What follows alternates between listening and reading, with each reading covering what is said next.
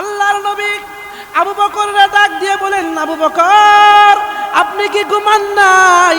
হঠাৎ করে কোনো দিন তারিখ ঠিক নাই, আমি নবী আপনার দরওয়াজার সামনে আইসা দাঁড়াইলাম, সঙ্গে সঙ্গে আপনি দরজাটা খুলে দিলেন। আপনি কি ঘুমান নাই আবু বকর? আবু বকর ডাক দিয়ে বলেন, ইয়া রাসূলুল্লাহ, ইয়া হাবিবাল্লাহ, আমি আপনাকে আমার জীবনের চাইতে বেশি মোহাব্বত করি। আপনি আমাকে একদিন বলেছিলেন, আবু বকর একদিন আমি এই মক্কা থেকে হিজরত করে মদিনার পথে রওনা হব, কিন্তু আমার এই হিজরতের সঙ্গী হবা তুমি। আমি আবু বকরকে আপনি হিজরতের সঙ্গী বানিয়েছিলেন। ও নবীজি, ওই দিন যে আপনি বলেছিলেন, ওই দিন থেকে যতটা দিন গেল, যতটা মাস গেল, একটা রাত্রের জন্য আমি আবু বকর বিছানার মধ্যে পিঠ লাগাই নাই। আল্লাহর নবী চোখ দিয়ে জর করে পানি ছাড়তে লাগলেন। আল্লাহর নবী বলতে লাগলেন, আবু বকর আজকে যে মুহাব্বতের পরিচয় তুমি দিলা রে আবু বকর, আমি নবী ওয়াদা দিলাম কিয়ামতের কঠিন ময়দানে আমার হিজরত তো তোমার সঙ্গে, আমার সঙ্গে তুমি হিজরত করবা। আবু বকর আজকে মক্কা থেকে হিজরত শুরু হইল, এই হজরত মদিনায় শেষ না, এই হিজরত শেষ হবে আল্লাহর তৈরি জান্নাত পর্যন্ত। ওগো আবু বকর, আমি আপনাকে না নিয়ে জান্নাতে যাব না। আবু বকর ডাক দিয়ে বলেন, ইয়া রাসূলুল্লাহ, ইয়া হাবিবাল্লাহ, শুধু আমি একা ঘুমাই না গো আবু বকর, ও নবী আপনি তাকে দেখেন, আমার ঘরে আমার একটা মেয়ে আছে, আমার ওই মেয়েটা প্রতিদিন রুটি বানাইয়া নাস্তা বানাইয়া অপেক্ষা করে আপনি আসবেন, আপনি আসবেন, আপনি আসলে আপনাকে পেট ভরাইয়া নাস্তা করাবো আমার মেয়ে।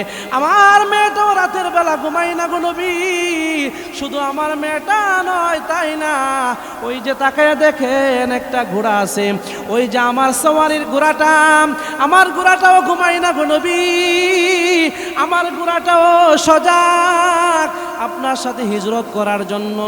আজকে যদি আপনার সাথে হিজরত করার জন্য আমিও ঘুমাই না, আমার ঘোড়াও ঘুমাই না, আমার মেয়েটাও ঘুমাই না গো নবীজি। আল্লাহ রাসূল সাল্লাল্লাহু আলাইহি ওয়াসাল্লাম চোখের পানি জর করে ছেড়ে দিলেন আর বলতেছেন, রে আবু বকর তুমি সাক্ষী থাকো, কিয়ামতের কঠিন ময়দানে আমি নবী তোমাকে না নিয়ে জান্নাতে যাব না। সুবহানাল্লাহ। আমার আপনার নবীকে সাহাবায়ে কেরাম কেমন ভালোবাসছেন। ওই যে তায়েফের ময়দানে আল্লাহ পাক আল্লাহর নবী মুহাম্মদুর রাসূলুল্লাহ সাল্লাল্লাহু আলাইহি ওয়াসাল্লাম যখন ইসলামের দাওয়াত দেওয়ার জন্য তায়েফের ময়দানে গেলেন, তায়েফের বড় বড় কাফেরেরা ছোট ছোট বাচ্চাদেরকে লেলিয়ে দিলেন আমার আপনার নবীকে পাথর মারার জন্য। ভালোবেসে মহব্বত করে, দয়া করে, মায়া করে দ্বীনি মাহফিলে আসার বসার, কিছু কথা বলার শুনবার জন্য তৌফিক দিয়েছেন। এজন্য আমরা সকলেই দিন থেকে শুকরিয়া আদায় করি আলহামদুলিল্লাহ। আল্লাহ পাক রব্বুল আলামিন এই পৃথিবীতে আমাদেরকে সৃষ্টি করেছেন, সৃষ্টি করে এখানেই শেষ করেন নাই, আল্লাহ তাআলা আমাদেরকে শ্রেষ্ঠত্ব দান করছেন। আমাদেরকে আল্লাহ তাআলা শ্রেষ্ঠ নবীর শ্রেষ্ঠ উম্মত বানিয়ে দুনিয়াতে পাঠিয়েছেন। সুবহানাল্লাহ। আমাদের শ্রেষ্ঠত্ব কত বেশি এটা এখন বুঝে আসবে না। কিয়ামতের কঠিন ময়দানে যখন সমস্ত নবীরা ইয়া নাফসি ইয়া নাফসি বলে চিৎকার করবে, আর আমার আপনার নবী ইয়া উম্মতি বলে যখন ডাকাডাকি করবে, তখন আমাদের বুঝে আসবে যে আমরা কেমন নবীর উম্মত ছিলাম। সুবহানাল্লাহ। আমার আপনার নবী এই দুনিয়াতে আসার পূর্বে ধারাবাহিকভাবে অনেক নবী রাসূল আল্লাহ তাআলা দুনিয়াতে পাঠিয়েছেন। তার মধ্যে সর্বশ্রেষ্ঠ নবী হলেন আমার আপনার নবী মুহাম্মদুর রাসূলুল্লাহ সাল্লাল্লাহু আলাইহি ওয়াসাল্লাম। নবীজিকে আল্লাহ তাআলা কেমন শ্রেষ্ঠত্ব দান করছেন। আমার আপনার নবীর মাধ্যমে আল্লাহ তাআলা এমন কিছু ঘটনা ঘটিয়েছেন যে সমস্ত ঘটনা সাধারণত অন্য অন্য নবীদের বেলায় ঘটে নাই। আমার আপনার নবী মুহাম্মদুর রাসূলুল্লাহ সাল্লাল্লাহু আলাইহি ওয়াসাল্লামকে আল্লাহ তাআলা এমন কিছু মুজিজা দিয়েছিলেন যে সমস্ত মুজিজা অন্য অন্য নবীদেরকে আল্লাহ তাআলা মুজিজা দিয়েছেন। হযরত মূসা আলাইহিস সালাতু ওয়াস সালামকে আল্লাহ তাআলা মুজিজা দিয়েছিলেন, হাতে একটা লাঠি ছিল, ওই লাঠি জমিনে সারা সঙ্গে সঙ্গে বিশাল বড় অজগর সাপ হয়ে যাইত। হযরত দাউদ আলাইহিস সালাতু ওয়াস সালামকে আল্লাহ তাআলা মুজিজা দিয়েছিলেন। উনার গোত্রের লোকেরা, উনার উম্মতেরা লোহার কাজ বেশি করত, এজন্য আল্লাহ তাআলা ওনাকে যুগের সাথে তাল মিলিয়ে এমন একটা মুজিজা দিয়েছিলেন, লোহা যখন হাতে নিতেন আইয়ুব আলাইহিস সালাত, দাউদ আলাইহিস সালাতু ওয়াস সালাম বলার সঙ্গে সঙ্গে বা দিল থেকে যা ধারণা করতেন ওই লোহা মোমের মতো গলে সেই বস্তু পরিপূর্ণ হয়ে যেত। সুবহানাল্লাহ। হযরত সুলাইমান আলাইহিস সালাতু ওয়াস সালামকে আল্লাহ তাআলা মুজিজা দিয়েছিলেন। কেমন মুজিজা? এমন একটা সিংহাসন, এমন একটা তখতা আল্লাহ তাআলা দিয়েছিলেন যে সিংহাসন দিয়ে সারা পৃথিবী তিনি বিচরণ করতেন এবং সারা পৃথিবীর সমস্ত মাখলুককে আল্লাহ তাআলা এই সুলাইমান আলাইহিস সালামের গোলাম বানিয়ে দিয়েছিলেন। সুবহানাল্লাহ। এমনি ভাবে ধারাবাহিকভাবে আপনার আমার নবীকে আল্লাহ তাআলা এমন কিছু মুজিজা দিয়েছেন, যেই মুজিজার কথা শুনলে আপনি আশ্চর্য হয়ে যাবেন। আমার আপনার নবী রাহমাতুল লিল আলামিন যখন মা আমিনার গর্ভে আসলেন, মা আমিনার গর্ভে আসার পরে যখন আমার আপনার নবী মা আমিনার গর্ভে আসার পরে আমিনার যখন আমিনা ঘর থেকে বাহির হইতো, ঘর থেকে বাহির হওয়ার সঙ্গে সঙ্গে ওই ঘরের বাহিরের যেইগুলা আলো বাতাস কোনো কিছু মা আমিনার কোনো কিছু ক্ষতি হইতো না। মা আমিনা যখন নবীকে গর্ভে নিয়া যখন বাহির হইতো রাস্তায়, রাস্তাটা শুধু একেবারে সুঘ্রাণে মুখরিত হয়ে যাইত। সুবহানাল্লাহ। মা আমিনার গর্ভে যখন আমার আপনার নবী আসলেন, সারা ঘরটা আলোকিত হয়ে যাইত। আমার আপনার নবী গর্ভে আসার সঙ্গে সঙ্গে মা আমিনার কোনো কষ্ট অনুভব হয় নাই। মা আমিনাকে যখন গড়ে আসলেন, গড়ে আসার সঙ্গে সঙ্গে আমার আমিনার শ্বশুর আমার আপনার নবীজির দাদা আব্দুল মুত্তালিব মা আমিনাকে জিজ্ঞেস করলেন, আমিনা তোমার স্বামী তো দুনিয়া থেকে বিদায় হয়ে গেছে, তুমি কি কোনো সুঘ্রাণ ব্যবহার করো নাকি? মা আমিনা বললেন, বাবা না, আমি কোনো সুগন্ধি ব্যবহার করি নাই। আমার আপনার নবী যখন আমার গর্ভে আসলেন, আমার গর্ভে আসার সঙ্গে সঙ্গে কি জানি আমার হয়ে যায়, আমার শরীর থেকে একটা সুঘ্রাণ বাহির হয়। সুবহানাল্লাহ।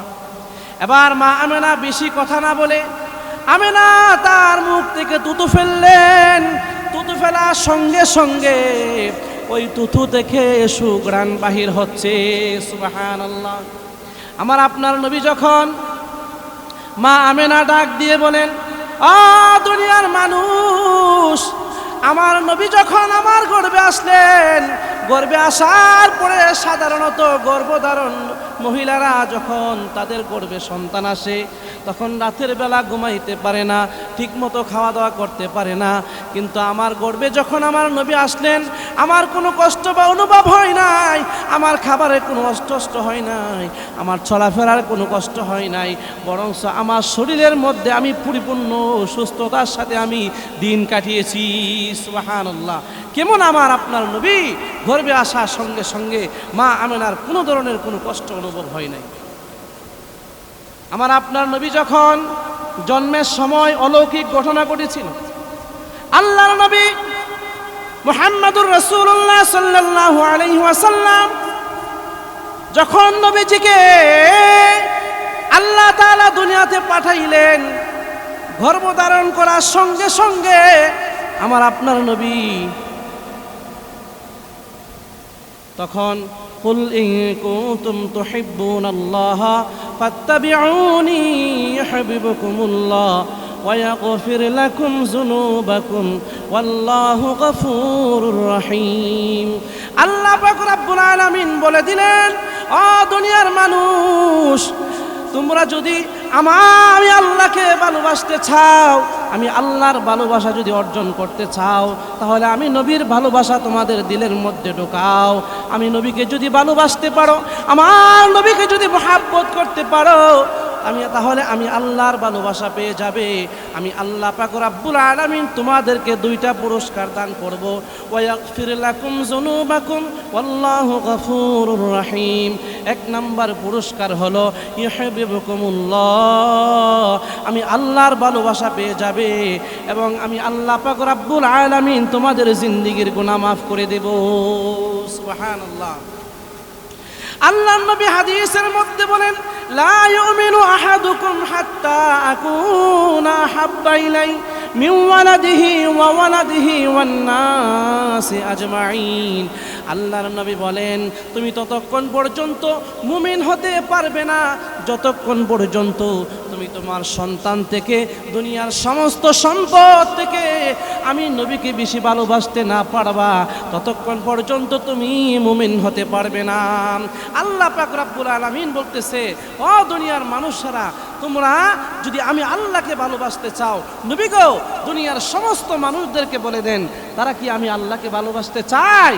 যদি আমি আল্লাহকে যদি তারা ভালোবাসতে চায়, তাহলে তারা যেন আপনাকে ভালোবাসে। আপনাকে ভালোবাসলে তারা আমি আল্লাহর ভালোবাসা পেয়ে যাবে এবং আমি আল্লাহ পাক রব্বুল আলামিন তাদের জিন্দেগীর গুনাহ মাফ করে দিব। সুবহানাল্লাহ। আমরা নবীর ভালোবাসা চাই কি চাই না?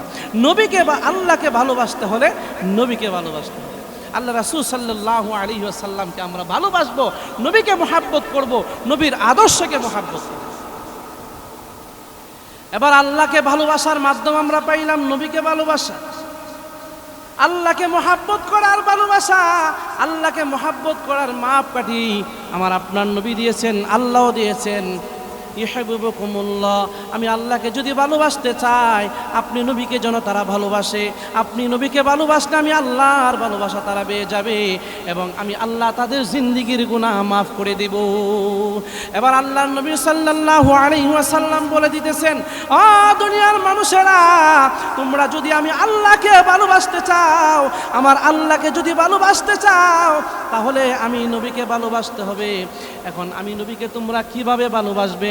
আল্লাহর নবী বলেন, মান আহাব্বা সুন্নতি ফাকাদ আহাব্বানি ওয়া মান আহাব্বানি কানা মাই ফিল জান্নাহ। আল্লাহ পাক রব্বুল আলামিন মাপকাঠি দিলেন, আমি আল্লাহকে ভালোবাসতে হলে নবীকে ভালোবাসতে হবে। নবী মাপকাঠি দিলেন, আল্লাহকে ভালোবাসতে হলে আমি নবীকে ভালোবাসতে হবে। আর আমি নবীকে কিভাবে ভালোবাসবা? কারণ আমি নবী তো দুনিয়াতে একদিন থাকবো না, তাহলে আমার উম্মতেরা আমি নবীকে ভালোবাসবে কিভাবে? আল্লাহর নবী হাদিসের মধ্যে বলে দিয়েছেন, মান আহাব্বা সুন্নতি ফাকাদ আহাব্বানি ওয়া মান আহাব্বানি কানা মাই ফিল জান্নাহ। আল্লাহর নবী সাল্লাল্লাহু আলাইহি ওয়াসাল্লাম বলেন, ও পৃথিবীর মানুষেরা রে, মান আহাব্বা সুন্নতি ফাকাদ আহাব্বানি, তোমরা জানো নি আমি নবীকে কিভাবে মহাব্বত করবা? মান আহাব্বা সুন্নতি, যে নাকি আমি নবীর সুন্নতকে ভালোবাসলো, ওয়ামান আহাব্বানি, সে আমি নবীকে ভালোবাসলো, ওয়ামান আহাব্বানি, আর যে আমি নবীকে ভালোবাসলো, কানা মাই ফিল জান্নাহ, কিয়ামতের কঠিন ময়দানে সে আমি নবীর সাথে জান্নাতে যাবে। সুবহানাল্লাহ। এবার বুঝলাম নবীকে ভালোবাসতে হলে নবীর সুন্নতকে ভালোবাসতে হবে। আমি মুখে মুখে বলি নবী আমার জান, নবী আমার সব, নবীকে মহাব্বত করি, নবীকে জানের চাইতে মহাব্বত করি। আল্লাহর নবীর সাহাবী হযরত ওমর রাদিয়াল্লাহু আনহু আল্লাহর নবীকে বলতেছেন, ইয়া রাসূলুল্লাহ, ইয়া হাবিবাল্লাহ, আমি আপনাকে অনেক মহাব্বত করি। আল্লাহর নবী বলেন, কেমন মহাব্বত করো? ওমর রাদিয়াল্লাহু আনহু বললেন, ইয়া রাসূলুল্লাহ, আমি দুনিয়ার সব চাইতে বেশি আপনাকে মহাব্বত করি। আল্লাহর নবী বললেন, হে ওমর, তুমি পরিপূর্ণ মুমিন হও নাই, তুমি এখনো পরিপূর্ণ মুমিন হতে পারো নাই। আল্লাহর নবী বললেন, যতক্ষণ পর্যন্ত তুমি তোমার জানের চাইতে, তুমি তোমার মালের চাইতে, তুমি তোমার স্ত্রী সন্তানের চাইতে আমি নবীকে বেশি না ভালোবাসবা, ততক্ষণ পর্যন্ত খাঁটি ঈমানদার হতে পারবে না। আল্লাহর নবীর এই কথা শোনার পরে হযরত ওমর রাদিয়াল্লাহু আনহু বলেন, ইয়া রাসূলুল্লাহ, ইয়া হাবিবাল্লাহ, আমি ওয়াদা দিলাম, আমি ওমর, আমি আমার মালের চাইতে, আমি আমার জানের চাইতে, আমি আমার জীবনের সব কিছুর বেশি চাইতে আমি আপনাকে বেশি মহাব্বত করি। আল্লাহর নবী বলেন, হে উমর, এখন তোমার ঈমানটা পরিপূর্ণ হয়েছে। আজকে যারা নবীর সুন্নত মানেন না, যাদের ভিতরে নবীর আদর্শ নাই, যাদের ভিতরে নবীর সুন্নত নাই, এরা যদি বলা ফাটায়া বলে নবীকে মহাব্বত করি, নবীকে ভালোবাসি, এটা ভালোবাসা হবে না, এটা হবে পরিপূর্ণ ধোঁকাবাজি। এটা ধোঁকাবাজি ছাড়া আর কিছুই নয়। নবীকে ভালোবাসতে হলে নবীর সুন্নতকে ভালোবাসতে হবে। মান আহাব্বা সুন্নাতি, আল্লাহর নবী বলে দিয়েছেন, আমি নবীকে যদি ভালোবাসতে চাও তাহলে আমি নবীর আদর্শকে তোমরা মহাব্বত করো। আল্লাহর নবীকে কি ভালোবাসছেন সাহাবায়ে কেরাম? হযরত আবু বকর রাদিয়াল্লাহু আনহুকে আল্লাহর নবী বলছেন, আবু বকর, তুমি তো আমাকে অনেক মহাব্বত করো, তুমি আবু বকর তো আর তাই খাও, আমি নবী একদিন মক্কা থেকে হিজরত করে মদিনায় যাব। এই কথা বলার পরে আবু বকর এই কথাটা সব সময় মনে রাখতেন। একদিন রাতের বেলা আল্লাহর নবী মক্কাবাসীর যন্ত্রণা সহ্য করতে না পাইরা গভীর রাতের বেলা হাইটা হাইটা আমার আপনার নবী মদিনার দিকে রওনা হয়ে গেলেন হিজরত করার জন্য। আবু বকরের বাড়িতে গেলেন। গভীর রজনীতে আবু বকরের দরওয়াজার সামনে গিয়ে আমার আপনার নবী আওয়াজ করলেন, হে আবু বকর, দরওয়াজা খুলো। আল্লাহর নবী সাল্লাল্লাহু আলাইহি ওয়াসাল্লাম আবু বকরের দরওয়াজার মধ্যে শব্দ করার সঙ্গে সঙ্গে আবু বকর রাদিয়াল্লাহু আনহু টাস টাস করে দরজাটা খুলে দিলেন। আল্লাহর নবী আবু বকরকে ডাক দিয়ে বলেন, আবু বকর, আপনি কি ঘুমান নাই?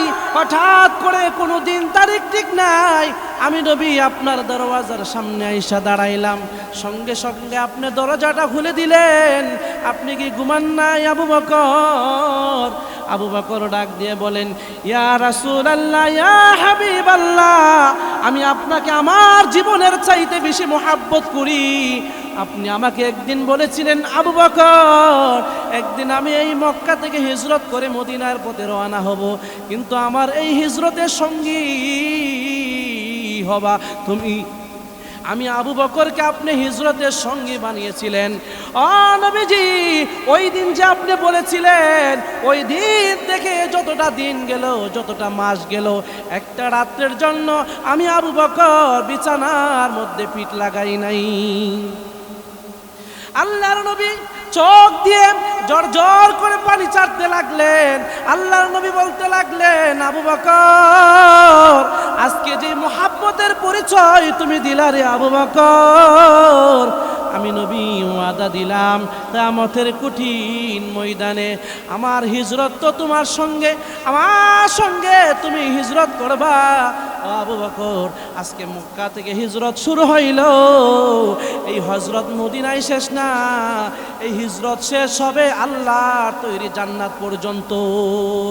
ওগো আবু বকর, আমি আপনাকে না নিয়ে জান্নাতে যাব না। আবু বকর ডাক দিয়ে বলেন, ইয়া রাসূলুল্লাহ, ইয়া হাবিবাল্লাহ, শুধু আমি একা ঘুমাই না গো আবু বকর, ও নবী, আপনি তাকায় দেখেন, আমার ঘরে আমার একটা মেয়ে আছে, আমার ওই মেয়েটা প্রতিদিন রুটি বানাইয়া নাস্তা বানাইয়া অপেক্ষা করে আপনি আসবেন, আপনি আসবেন, আপনি আসলে আপনাকে পেট ভরাইয়া নাস্তা করাবো আমার মেয়ে। আমার মেয়েটাও রাতের বেলা ঘুমাই না গো নবী, শুধু আমার মেয়েটা নয় তাই না, ওই যে তাকায় দেখেন একটা ঘোড়া আছে, ওই যে আমার সওয়ারির ঘোড়াটা, আমার ঘোড়াটাও ঘুমাই না গো নবী, আমার ঘোড়াটাও সজাগ আপনার সাথে হিজরত করার জন্য। আজকে যদি আপনার সাথে হিজরত করার জন্য আমিও ঘুমাই না, আমার ঘোড়াও ঘুমাই না, আমার মেয়েটাও ঘুমাই না গো নবীজি। আল্লাহ রাসূল সাল্লাল্লাহু আলাইহি ওয়াসাল্লাম চোখের পানি জর জর করে ছেড়ে দিলেন আর বলতেছেন, রে আবু বকর, তুমি সাক্ষী থাকো, কিয়ামতের কঠিন ময়দানে আমি নবী তোমাকে না নিয়া জান্নাতে যাব না। সুবহানাল্লাহ। আমার আপনার নবীকে সাহাবায়ে কেরাম কেমন ভালোবাসছেন। ওই যে তায়েফের ময়দানে আল্লাহ পাক আল্লাহর নবী মুহাম্মদুর রাসূলুল্লাহ সাল্লাল্লাহু আলাইহি ওয়াসাল্লাম যখন ইসলামের দাওয়াত দেওয়ার জন্য তায়েফের ময়দানে গেলেন, তায়েফের বড় বড় কাফেরেরা ছোট ছোট বাচ্চাদেরকে লেলিয়ে দিলেন আমার আপনার নবীকে পাথর মারার জন্য। যেই নবীর শরীরে মশা মাছি বড় হারাম ছিল, আজকে সেই নবীর শরীরের মধ্যে পাথর আঘাত করতেছে। এবার আমার আপনার নবীর সাথে ছিল যায়েদ ইবনে হারেসা, আল্লাহর নবীর সাহাবী এবং পালিত পুত্র যায়েদ ইবনে হারেসা আমার আপনার নবীর সাথে ছিলেন। যখন ওই তায়েফের ময়দানে বড় বড় কাফেররা ছোট ছোট বাচ্চাদেরকে নিয়ে দিলেন আমার আপনার নবীর গায়ের মধ্যে পাথর মারার জন্য, আমার আপনার নবীর উপরে বৃষ্টির মতো পাথর আসতেছে। যায়েদ ইবনে হারেসা আমার আপনার নবীকে ডাক দিয়ে বলেন, ইয়া রাসূলুল্লাহ, ইয়া হাবিবাল্লাহ, আপনি নাড়াচাড়া করবেন না, আপনার শরীরে কোনো পাথরের আঘাত আমি লাগতে দিব না গো নবী। যায়েদ ইবনে হারেসা কি করলেন, যখন ডান দিক থেকে পাথর আসে তখন ডান দিকে বুকটা পাইতা দিলেন, বাম দিক থেকে যখন পাথর আসে বাম দিকে বুকটা পাইতা দিলেন, সামনের দিকে যখন পাথর আসে সামনের দিকে বুকটা পাইতা দিলেন, পিছন দিকে যখন পাথর আসে তখন পিছন দিকে বুকটা পাইতা দিলেন। যায়েদ ইবনে হারেসা চতুর্দিক দিয়ে পাথরের আঘাতগুলা নিজের শরীরে নিতেছে, তারপরেও আল্লাহর নবীর শরীরে পাথরের আঘাত লাগতে দেয় না। এরপরেও আমার আপনার নবীর শরীরে পাথরের আঘাত লাগতেছে। যায়েদ ইবনে হারেসা কত পাথরের আঘাত গ্রহণ করবে, আল্লাহর নবীর শরীর থেকে রক্ত ঝরতেছে, রক্ত ঝরতে ঝরতে জুতা মুবারক ভিজে গেছে। আল্লাহ পাক রব্বুল আলামিন হযরত জিবরাইলকে বললেন, এ জিবরাইল দুনিয়াতে যাও, তাড়াতাড়ি যাও, আমার নবীর শরীরের মধ্যে পাথরের আঘাত লাগতেছে। ওই পাথরের আঘাত সহ্য করতে না পেরে আমার আপনার নবী বেহুশ হয়ে যাইতেছে। রে জিবরাইল, তাড়াতাড়ি যাও, আমার নবী কি গিয়ে বলো, আমার নবী যদি বলে আমি এই তায়েফবাসীকে ধ্বংস করে দিব। জিবরাইল আলাইহিস সালাতু ওয়াস সালাম একটা লাফ দিয়ে আমার আপনার নবীর কাছে আসলেন। ইয়া রাসূলুল্লাহ, ইয়া হাবিবাল্লাহ, আপনি এত পাথরের আঘাত সহ্য করতেছেন, আমাকে বলেন আমি জিবরাইল এই তায়েফবাসীকে ধ্বংস করে দেই। আল্লাহর নবী বললেন, না জিবরাইল, এই তায়েফবাসীরা এখন আমাকে চিনতেছে না, কিন্তু এমন একটা সময় আসবে তখন তারা ঠিকই আমাকে বুঝতে পারবে। সুবহানাল্লাহ। প্রিয় ভাইরা আমার, এই যে আমার আপনার নবীর আদর্শ, আল্লাহ তাআলা আমার আপনার নবীকে শ্রেষ্ঠ আদর্শ দিয়া দুনিয়াতে পাঠিয়েছেন। আল্লাহ আমার নবীর আদর্শের চাইতে শ্রেষ্ঠ আদর্শ এই পৃথিবীতে আর কারো নাই। লাকাদ কানা লাকুম ফি রাসূলিল্লাহি উসওয়াতুন হাসানা। আল্লাহ তাআলা শ্রেষ্ঠ আদর্শ দিয়ে আমার আপনার নবীকে দুনিয়াতে পাঠিয়েছেন। আজকে আমার আপনার নবীর আদর্শ যদি আপনার ঘরে থাকে, আপনার এই ঘরটা সোনার ঘর হিসেবে পরিণত হয়ে যাবে। এই নবীর আদর্শ যদি এই দেশে থাকে, তাহলে দেশটা সোনায় পরিণত হয়ে যাবে, সোনার দেশ পরিণত হয়ে যাবে। কিন্তু আজকে সেই নবীর আদর্শ আপনার আমার ভিতরে নাই, সেই নবীর সুন্নতের দাম, সুন্নতের মূল্য আপনার আমার ভিতরে নাই, অথচ নবীর সুন্নতকে আমরা মূল্যায়ন করি না। আল্লাহ নবীর একটা সুন্নতের দাম কত জানেন? আল্লাহ রাসূল সাল্লাল্লাহু আলাইহি ওয়াসাল্লাম বলেন, এই ফিতনার যুগে আমি নবীর একটা সুন্নতকে যারা মূল্যায়ন করবে, একটা সুন্নতকে যারা কদর করবে, একটা সুন্নতকে যারা জিন্দা রাখবে, কিয়ামতের কঠিন ময়দানে আল্লাহ পাক রব্বুল আলামিন 100 গলা কাটা শহীদের সওয়াব তাদের আমল নামায় দান করবেন। সুবহানাল্লাহ। এই সুন্নতের এত দাম। মাথায় টুপি দেওয়া এটাও নবীজির সুন্নত, লম্বা পাঞ্জাবি পরা সেটাও নবীজির সুন্নত, মিসওয়াক পরা সেটাও নবীজির সুন্নত, খানার আগে পড়ে দোয়া পড়া সেটাও কি নবীজির সুন্নত। আল্লাহ রাসূল সাল্লাল্লাহু আলাইহি ওয়াসাল্লামকে আল্লাহ তাআলা যেই সমস্ত মুজিজা দিয়েছিলেন, ওই মুজিজার ভিতরেও অনেকগুলি শিক্ষণীয় বিষয় আমাদের আছে। কি শিক্ষণীয় বিষয়? নবীকে আল্লাহ তাআলা এমন মুজিজাগুলি দিয়েছেন, দেওয়ার উদ্দেশ্য হইল এই মুজিজাগুলি দেখে যেন মানুষগুলি আমার আপনার নবীকে চিনতে পারে, বুঝতে পারে। আল্লাহ রাসূল সাল্লাল্লাহু আলাইহি ওয়াসাল্লামের কাছে একজন বিধর্মী একটা শিশু বাচ্চাকে নবীর দরবারে নিয়ে আসলেন। আয়েশা বলতেছেন, ও নবী, আপনি তো সত্য নবী, কিন্তু আমার বিশ্বাস হয় না। এই যে আমার কোলে শিশু বাচ্চা আছে, ওই শিশু বাচ্চা যদি আপনার হুকুমে কথা বলতে পারে, তাহলে আমি বিশ্বাস করে নিব আপনি হলেন সত্য নবী। সুবহানাল্লাহ। তখন আল্লাহ রাসূল সাল্লাল্লাহু আলাইহি ওয়াসাল্লাম ওই বাচ্চাকে হুকুম দিলেন, শিশু তুমি বলো আমি মুহাম্মাদুর রাসূলুল্লাহ সাল্লাল্লাহু আলাইহি ওয়াসাল্লাম। তখন ওই মায়ের দুধের শিশুটা টাস টাস করে জবাব দিয়ে দিলেন, আপনি সত্য নবী, আপনি মুহাম্মাদুর রাসূলুল্লাহ সাল্লাল্লাহু আলাইহি ওয়াসাল্লাম। সুবহানাল্লাহ। আল্লাহ রাসূল সাল্লাল্লাহু আলাইহি সাল্লামকে আল্লাহ তাআলা যে সমস্ত মুজিজা দিয়েছিলেন, এর মধ্যে শ্রেষ্ঠ মুজিজা হলো আমার আপনার যে কুরআন আপনার আমার ঘরে আছেন, এই কুরআন হলো শ্রেষ্ঠ মুজিজা। এই কুরআনকে যদি আমরা বুকে ধরে রাখতে পারি, এই কোরআনের মধ্যে যে আদর্শ আছে সেই আদর্শ যদি আপনার আমার মধ্যে আনতে পারি, তাহলে আল্লাহর নবীকে ভালোবাসা হবে, নবীকে মহাব্বত করা হবে। এই নবী যে বলেছেন আমাকে মহাব্বত করলে, আমার সুন্নতকে মহাব্বত করলে কানা মাই ফিল জান্নাহ, আমি নবীর সাথে তোমরা জান্নাতে যাবে। সুবহানাল্লাহ। আল্লাহ তাআলা আমাদের সকলকে আজকের এই সংক্ষিপ্ত আলোচনার উপরে আমল করার তৌফিক দান করুক, সকলে বলি আমিন।